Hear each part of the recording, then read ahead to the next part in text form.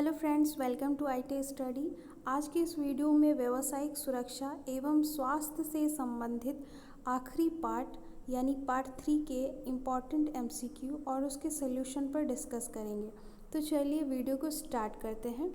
इस वीडियो का पहला क्वेश्चन है, निम्न कथनों पर विचार कीजिए। यहाँ पे दो कथन दिए गए हैं, कथन पर विचार करना है कि कथन सही है या गलत। कथन एक में दिया हुआ है, कार्बन डाइऑक्साइड गैस ज्वलन में सहायक होती है। तो क्या ये कथन सही है?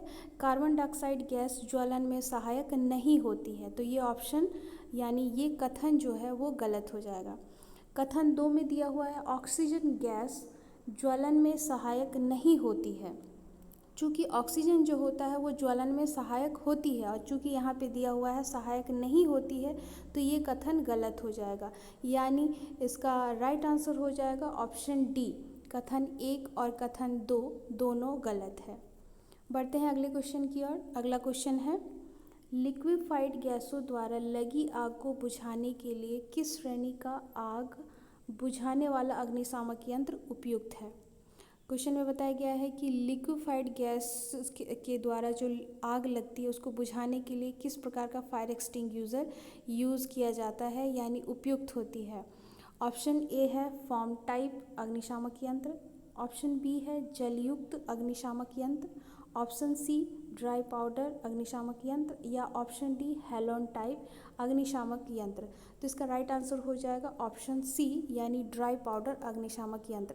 लिक्विफाइड गैस से जो आग लगती है उसे बुझाने के लिए ड्राई पाउडर फायर एक्सटिंग्विशर का इस्तेमाल किया जाता है। तो इसका राइट आंसर हो जाएगा ऑप्शन सी। बढ़ते हैं अगले क्वेश्चन की ओर। अगला क्वेश्चन है, निम्न में से किसमें लगी आग के लिए शीतल जल की बौछार उपयुक्त रहती है? इसमें बताना है कि किस प्रकार की जो आग होती है उसमें शीतल जल की बौछार इस्तेमाल की जाती है, ये उसके लिए उपयुक्त होती है। ऑप्शन ए है मिट्टी का तेल, ऑप्शन बी कागज़, ऑप्शन सी एलपीजी गैस या ऑप्शन डी बिजली के तार। तो इसका राइट आंसर हो जाएगा ऑप्शन बी यानी कागज़, रुई, इन सब से जो आग लगती है उसमें हम शीतल जल की बौछार करते हैं या शीतल जल वाली फायर एक्सटिंग्विशर का इस्तेमाल करते हैं। तो इसका राइट आंसर हो जाएगा ऑप्शन बी। बढ़ते हैं अगले क्वेश्चन की ओर। अगला क्वेश्चन है, तेलीय सतह की सफाई हेतु क्या प्रयुक्त करना चाहिए? तेलीय सतह है, अगर उसकी सफाई करनी है तो हमें क्या करनी चाहिए, किसे साफ़ करनी चाहिए? ऑप्शन है लकड़ी का बुरादा, ऑप्शन बी पानी, ऑप्शन सी रुई या ऑप्शन डी रेत। तो इसका राइट आंसर हो जाएगा ऑप्शन ए लकड़ी का बुरादा। तेलीय सतह यानी फर्श अगर तेलीय है तो उसको साफ़ करने के लिए हमें लकड़ी का बुरादा इस्तेमाल करना चाहिए, इससे अच्छे से साफ़ हो जाती है। पानी या रुई या रेत का इस्तेमाल नहीं करना चाहिए। तो इसका राइट आंसर हो जाएगा ऑप्शन ए। बढ़ते हैं अगले क्वेश्चन की ओर। अगला क्वेश्चन है, पीड़ित के अधिक खून बहने की स्थिति में क्या ज़रूरी कदम उठाना चाहिए? कोई पीड़ित है जिनको चोट लग चुकी है और अधिक खून बह रहा है, तो उस स्थिति में सबसे पहले क्या करना चाहिए? तो उस स्थिति में ऑप्शन ए जो है घाव को दबाना चाहिए, बिल्कुल सही, घाव को दबाना चाहिए। इससे खून जो बह रही होती है वो थोड़ी कम हो जाती है। तो इसका राइट आंसर हो जाएगा ऑप्शन ए। अगला ऑप्शन भी देख लेते हैं जो बाकी बचे हैं। ऑप्शन बी है पीड़ित से सीधे संपर्क से बचना चाहिए, तो ये गलत है, हमें उसकी मदद करनी चाहिए। ऑप्शन सी है दृढ़ता से साफ पैड और बैंडेज लगाना चाहिए, बिल्कुल नहीं, अगर घाव ज़्यादा है तो हम उसमें बैंडेज नहीं करेंगे, वो भी हम अपने मर्ज़ी से। अगर डॉक्टर है तो डॉक्टर वो अपने जब आवश्यक हो तो वो करेंगे, लेकिन हमें अपने मन से कोई भी पैड या बैंडेज नहीं लगाना चाहिए। ऑप्शन डी है घाव पर ड्रेसिंग करनी चाहिए, बिल्कुल नहीं, हम ड्रेसिंग नहीं कर सकते। अगर अधिक मात्रा में खून बह रही है, चोट अधिक है, तो हम ये सब सारी चीज़ें नहीं कर सकते हैं। तो इसका राइट आंसर हो जाएगा ऑप्शन ए यानी घाव को दबाव बनाएंगे जिससे खून थोड़ा कम बहे। तो इसका राइट आंसर हो जाएगा ऑप्शन ए। बढ़ते हैं अगले क्वेश्चन की ओर। अगला क्वेश्चन है, भीगे हुए शरीर का प्रतिरोध रिक्त स्थान होता है। ऑप्शन ए शून्य, ऑप्शन बी ज़्यादा, ऑप्शन सी कम या ऑप्शन डी अनंत। तो इसका राइट आंसर हो जाएगा ऑप्शन सी यानी भीगे हुए शरीर का प्रतिरोध बहुत ही कम होता है। इस स्थिति में हमें लाइव वायर या इससे संबंधित कोई भी बिजली से संबंधित कोई भी उपकरण हो जिसमें करंट सप्लाई जा रही है तो उसमें हमें नहीं टच करना चाहिए, स्पर्श नहीं करना चाहिए, हमें दूर ही रहना चाहिए। तो इसका राइट आंसर हो जाएगा ऑप्शन सी, भीगे हुए शरीर का प्रतिरोध बहुत ही कम होता है। बढ़ते हैं अगले क्वेश्चन की ओर। अगला क्वेश्चन है, प्राथमिक उपचार बॉक्स में घाव भरने की कौन सी ट्यूब रखी जाती है? ऑप्शन ए है Boroline, option B Betadine, option C penicillin या इनमें से कोई नहीं। तो इसका राइट आंसर हो जाएगा ऑप्शन बी यानी बीटाडीन। प्राथमिक उपचार बॉक्स यानी फर्स्ट एड बॉक्स में घाव को भरने के लिए बीटाडीन रखी जाती है। इसका राइट आंसर हो गया ऑप्शन बी। बढ़ते हैं अगले क्वेश्चन की ओर। अगला क्वेश्चन है, विद्युत सप्लाई के तार से चिपके व्यक्ति को दूर करते हैं। सवाल है, विद्युत सप्लाई के तार से कोई व्यक्ति अगर चिपक गया है, स्पर्श हो गया है, शॉक लग गई है तो उस स्थिति में हमें क्या करना चाहिए? ऑप्शन ए है रबड़ के दस्ताने या सुई से उसे दूर कर सकते हैं, या ऑप्शन बी है उसके हाथ से पकड़कर, ऑप्शन सी गीली लकड़ी द्वारा, या ऑप्शन डी है लोहे की रॉड से। तो इसका राइट आंसर हो जाएगा ऑप्शन ए रबड़ के दस्ताने या सूखी लकड़ी से। अगर कोई व्यक्ति विद्युत सप्लाई के तार से चिपक गया है तो उसे हटाने के लिए, आइसोलेट करने के लिए हम रबड़ के दस्ताने या सूखी लकड़ी का इस्तेमाल करेंगे। तो इसका राइट आंसर हो जाएगा ऑप्शन ए। अगले सवाल की ओर बढ़ते हैं। अगला सवाल है, जब धारा बहुत निचले स्तर पर होती है तो विद्युत झटके का व्यक्ति पर क्या प्रभाव पड़ेगा? अगर करंट का मान काफ़ी कम है, ज़्यादा नहीं है, तो उस स्थिति में अगर किसी को विद्युत झटका लगता है तो उस स्थिति में व्यक्ति पर क्या प्रभाव पड़ेगा? ऑप्शन ए है वह अपना संतुलन खो देगा और गिरेगा, ऑप्शन बी है संपर्क स्थान पर मामूली जलन होगी, नेक्स्ट ऑप्शन है अपना होश खो देगा, या त्वचा पर ज़्यादा जलन होगी। तो इसका राइट आंसर हो जाएगा ऑप्शन बी यानी संपर्क स्थान पर मामूली जलन होगी। अगर करंट का मान काफ़ी कम है तो विद्युत झटके पर ज़्यादा प्रभाव नहीं पड़ता है, थोड़ा सा जलन वगैरह इसका अनुभव होता है। तो इसका राइट आंसर हो जाएगा ऑप्शन बी। बढ़ते हैं अगले क्वेश्चन की ओर। अगला क्वेश्चन है, झटके लगे व्यक्ति को निम्न में से कौन सा पेय पदार्थ नहीं पिलाना चाहिए? कोई व्यक्ति को अगर शॉक लगी है, झटके लगे हैं, विद्युतीय झटके, तो उन्हें कौन सा पेय पदार्थ नहीं पिलाना चाहिए? ऑप्शन है चाय, next B, next option coffee, या ये सभी। तो अगर कोई व्यक्ति को झटके लगे हैं या फिर वो बेहोशी जैसा उसको अनुभव हो रहा है या बेहोश होने वाला है तो उसे हम कोई भी पेय पदार्थ नहीं देंगे। तो इसका राइट आंसर हो जाएगा ऑप्शन डी। पढ़ते हैं अगले क्वेश्चन की ओर। अगला क्वेश्चन है, कृत्रिम श्वास प्रक्रिया की सरलतम विधि है? ऑप्शन ए सिल्वेस्टर विधि, नेक्स्ट ऑप्शन सेफर विधि, नेक्स्ट ऑप्शन मुंह से मुंह में श्वास देना, या इनमें से कोई नहीं। तो इसका राइट आंसर हो जाएगा ऑप्शन सी, कृत्रिम श्वास क्रिया की सबसे सरलतम विधि है मुंह से मुंह में श्वास देना। तो इसका राइट आंसर हो जाएगा ऑप्शन सी।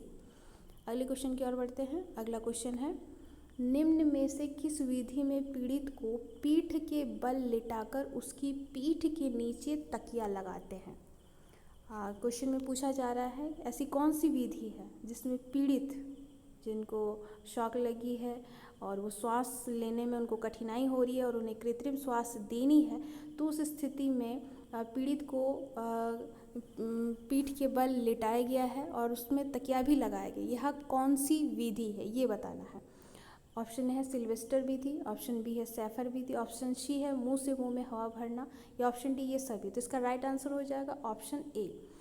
देखिए, पीड़ित जो है उसको पीठ के बल लिटाया गया है, यानी कहीं ना कहीं सीने की और उसके छाले पड़े हुए हैं, तो सीने के तरफ अगर छाले पड़े हुए हैं और पीठ के बल लेटाया जाता है तो वो यह विधि सिल्वेस्टर विधि कहलाती है। सिल्वेस्टर विधि में पीठ के बल पीड़ित को लेटाया जाता है, यानी इसका राइट आंसर हो जाएगा ऑप्शन ए सिल्वेस्टर विधि। बढ़ते हैं अगले क्वेश्चन की ओर। अगला क्वेश्चन है, विद्युत झटके से पीड़ित व्यक्ति की पीठ पर छाले होने पर निम्न में कौन सी कृत्रिम श्वास विधि अपनाई जाती है? क्वेश्चन जो है बताया जा रहा है कि क्वेश्चन में पूछा जा रहा है कि जो पीड़ित व्यक्ति है उसको पीठ की ओर छाले हुए हैं और पीठ की छाले होने की वजह से हम पीठ की साइड तो उसको लिटा नहीं सकते, ऑब्वियसली हमें उसे पेट के बल लिटाना पड़ेगा। और इस तरह उसे कृत्रिम श्वास देनी पड़ेगी, और यह विधि अपनाई जाती है सैफर विधि में। तो इसका राइट आंसर हो जाएगा ऑप्शन बी। सैफर विधि में पेट के बल लेटाया जाता है जब पीठ की ओर छाले होते हैं। तो इसका राइट आंसर हो जाएगा ऑप्शन बी। नेक्स्ट क्वेश्चन है, कृत्रिम श्वसन की सैफर विधि को 1 मिनट में लगभग कितनी बार दोहराना चाहिए? तो कृत्रिम श्वसन की जो सैफर विधि होती है उसको 1 मिनट में 12 से 15 बार दोहराना चाहिए, यानी 1 मिनट में 15 से 12 बार इसमें कृत्रिम श्वास देनी चाहिए। तो इसका राइट आंसर हो जाएगा ऑप्शन डी, 12 से 15 बार। नेक्स्ट क्वेश्चन की ओर बढ़ते हैं। नेक्स्ट क्वेश्चन है, निम्न कथनों पर विचार कीजिए। अगेन कथन है, 2 कथन है, कथन 1, कथन 2। इसमें बताना है कि कौन सा कथन सत्य है या असत्य है। तो कथन 1 की तरफ चलते हैं। एक कथन है, सिल्वेस्टर विधि में पीड़ित को पीठ के बल लिटाया जाता है। क्या ये सही है? सिल्वेस्टर विधि में पीड़ित को पीठ के बल लिटाया जाता है, यानी सिल्वेस्टर विधि उस वक्त अप्लाई किया जाता है जब सीने की ओर छाले पड़े हो और वो पीठ के बल उसमें लिटाया जाता है और कृत्रिम श्वास दी जाती है। तो कथन 1 जो है वो सही है, यानी सिल्वेस्टर विधि में पीड़ित को पीठ के बल ही लिटाया जाता है। अब कथन 2 को देखते हैं। कथन 2 है, सैफर विधि में भी पीड़ित को पीठ के बल ही लिटाया जाता है। नहीं, सैफर विधि में पीड़ित को पेट के बल लिटाया जाता है, पीठ के बल नहीं, क्योंकि पीठ की ओर छाले पड़े होते। तो ये कथन गलत हो जाएगा। तो इसका राइट आंसर हो जाएगा ए, ऑप्शन ए, यानी कथन 1 सही है। बढ़ते हैं अगले क्वेश्चन की ओर। अगला क्वेश्चन है, सूची 1 को सूची 2 से मिलान करें। सूची 1 को सूची 2 से मिलान करना है। यहाँ 2 सूची दिया हुआ है, सूची 1 और यहाँ सूची 2। तो दोनों सूची को आपस में मिलान करना है, यानी इस प्रकार यह एक कूट दिया गया है। कूट का आंसर बताना है सूची 1 और सूची 2 को मिलान करके। तो सूची 1 का पहला यानी ए ऑप्शन है, पीड़ित के मुंह से नकली दांत, पान, तंबाकू आदि निकालना। ये कब निकाला जाता है? हो सकता है कि उसको प्राथमिक उपचार दिया जाना हो, यानी इसका ए जो है वो ऑप्शन 4 के साथ मिलान हो रहा है। ऑप्शन बी में है, मेन स्विच को ऑफ करना। मेन स्विच को ऑफ करना है, तो ये किस वक्त किया जाता है? हो सकता है कि कोई व्यक्ति को शॉक लगी हो, जो कि ऑप्शन सी में ऐसे ही दिया हुआ है सूची 2 के 3 वाले ऑप्शन में। तो विद्युत संपर्क में कोई व्यक्ति को छुड़ाना होता है तो हम मेन स्विच को ऑफ करते हैं, इसके लिए मेन स्विच को ऑफ करना पड़ता है, यानी बी जो है वो 3 के साथ मिलान हो रहा है। सी, ऑप्शन सी, सूची 1 का ऑप्शन सी जो है, बेहोश हो जाना। बेहोश हो जाना, बेहोश किस वजह से हो सकता है उसे विद्युत झटके लगे हो, उसका एक प्रभाव होता है। तो ये ऑप्शन सी जो है ऑप्शन 1 के साथ, सूची के ऑप्शन 1 के साथ मिलान हो रहा है। सूची 1 का जो डी ऑप्शन है, यानी मुंह से मुंह में श्वास भरना, ये कृत्रिम श्वास का एक क्रिया है। तो ये ऑप्शन डी जो है सूची 1 का सूची 2 के 2 से मिलान हो रहा है। तो यह कूट हमें 1 में मिल रहा है। तो इसका राइट आंसर जो होगा वो कूट 1 हो जाएगा। तो इस क्वेश्चन का राइट आंसर हो जाएगा ऑप्शन ए। बढ़ते हैं अगले क्वेश्चन की ओर। अगला क्वेश्चन है, यदि किसी महिला कारीगर को मुंह से मुंह में श्वास देना हो तो उपयुक्त विधि है। वर्कशॉप में अगर कोई महिला एम्प्लॉय है, महिला कारीगर है, उसे अगर कृत्रिम श्वास देनी है तो मुंह से मुंह श्वास क्रिया में क्या विधि अपनाना चाहिए? तो इसमें ऑप्शन ए जो रबर वाल्व दिया हुआ है, रबर वाल्व का प्रयोग करना चाहिए। तो इसका राइट आंसर हो जाएगा ऑप्शन ए। बढ़ते हैं अगले क्वेश्चन की ओर। अगला क्वेश्चन है, यदि एक मरीज मुंह से मुंह श्वसन प्रक्रिया पर सही प्रतिक्रिया न करे तो प्राथमिक उपचारक को क्या करना चाहिए? क्वेश्चन में पूछा जा रहा है, कोई मरीज है जिसको हम मुंह से मुंह श्वसन प्रक्रिया के द्वारा श्वसन दे रहे हैं, कृत्रिम श्वसन, और इसमें भी अगर वो कोई प्रतिक्रिया ना करे, कोई प्रभाव उस पर नहीं दिख रहा है, तो प्राथमिक उपचारक जो है, जो श्वसन दे रहा है, उसको क्या करना चाहिए? ऑप्शन है, तुरंत चिकित्सा सहायता ढूंढनी चाहिए, या टूटी हुई अस्थियाँ देखना चाहिए, या शरीर को कंबल से गर्म रखना चाहिए, नाड़ी और नेत्रों की जांच करनी चाहिए। तो इसका राइट आंसर हो जाएगा ऑप्शन ए, उसे तुरंत चिकित्सा सहायता ढूंढनी चाहिए, उसे अस्पताल ले जाना चाहिए या फिर कोई डॉक्टर से संपर्क करके बुलाना चाहिए। यानी ऑप्शन ए, तुरंत चिकित्सा सहायता ढूंढनी चाहिए। इसका राइट आंसर हो जाएगा ऑप्शन ए। बढ़ते हैं अगले क्वेश्चन की ओर। अगला क्वेश्चन है, सूची 1 का सूची 2 से मिलान करें। या फिर से दो सूची दिया हुआ है, सूची 1 और सूची 2, इसको मिलान करना है। सूची 1 का ए में दिया हुआ है सिर की सुरक्षा। सिर की सुरक्षा हम हेयरनेट के द्वारा करते हैं। श्रवण की सुरक्षा हम मफ के द्वारा करते हैं। पैरों की सुरक्षा हम एंकलेट्स के द्वारा करते हैं। या श्वसन की सुरक्षा जो है गैस रेसिपरेटर से करते हैं। तो ये जो मिलान है ये कूट हमें कूट बी से मिलता है, यानी इसका राइट आंसर जो होगा वो ऑप्शन बी हो जाएगा। इस क्वेश्चन का राइट आंसर ऑप्शन बी। बढ़ते हैं अगले क्वेश्चन की ओर। और इस वीडियो का आखिरी क्वेश्चन और इस चैप्टर का भी ये आखिरी क्वेश्चन है। इस चैप्टर में टोटल 60 क्वेश्चंस थे। नेक्स्ट जो क्वेश्चन है वो है, आपातकालीन प्रतिक्रिया का प्रकार नहीं है। ऑप्शन ए है आग पकड़ना, ऑप्शन बी शक्ति विफलता, ऑप्शन सी प्रणाली विफलता या ऑप्शन डी कारीगर विफलता। तो आपातकालीन प्रतिक्रिया के 3 प्रकार होते हैं, 3 प्रकार हैं, आग पकड़ना, शक्ति विफलता या प्रणाली विफलता। यानी आपातकालीन प्रतिक्रिया के अंतर्गत आती है आग पकड़ना, शक्ति विफलता, प्रणाली विफलता, कारीगर विफलता नहीं होती है।